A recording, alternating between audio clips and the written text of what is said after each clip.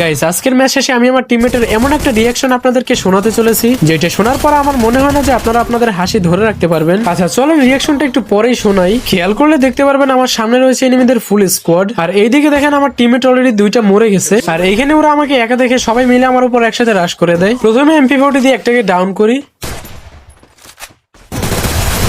আর এটাকে ডাউন করার একটু পরে ওর টিমমেট আমার উপর রাশ করে দেয়। এখানে তো আমি অনেক কষ্টে বেঁচে যাই, আর এখান থেকে বেঁচে গিয়ে ভাবছিলাম আগে আমার টিমমেটদেরকে রিভাইভ করি। ঠিক তখনই আমার সামনে একটা প্লেয়ার চলে আসে, আর এইটাকে একটা ওয়ান ট্যাপ দিয়ে ডাউন করে দেই, আর একটু পরেই আমি ডাউন হয়ে যাই। আর একটু পরেই চলে আসে লাস্ট জন সিচুয়েশন, আর আমার পিছনে ছিল একটা এনিমি, এটাকে একটা ওয়ান ট্যাপ দিয়ে ডাউন করি, আর একটু পরেই খেয়াল করি আমার টিমমেট সবগুলো মরে গেছে, আর আমার সামনে ছিল দুইটা এনিমি। প্রথমে একটাকে ওয়ান ট্যাপ মেরে সোনিয়া অন করে দেই, আর একটু পরে দেখতেছিলাম ওর টিমমেট ওকে গিয়ে রিভাইভ দিতেছে, আর এটা দেখে আমি সরাসরি রাশ করে দেই। আর এখানে আমার ভাগ্যটা দেখেন, মাত্র 18 এসপি নিয়ে বেঁচে গেছি। আর আমার লো এসপি দেখে আমি এখানে প্যাক করে মেডকিট করতেছিলাম, আর তখনই উপর থেকে আমাকে মারতে চলে আসে,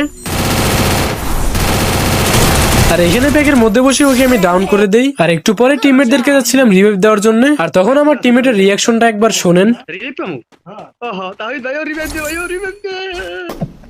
আচ্ছা শুনতেই তো পেলেন আমার টিমমেটের রিয়াকশন। যাই হোক এখানে টিমমেটদেরকে রিভাইভ দিয়ে দেই, আর লাস্টে একটা এনিমি বেঁচে ছিল, এটাকে আমার একটা টিমমেট মেরে দেয়, আর তারপর আমার টিমমেটের রিয়াকশনটা আবার শোনেন। বুয়া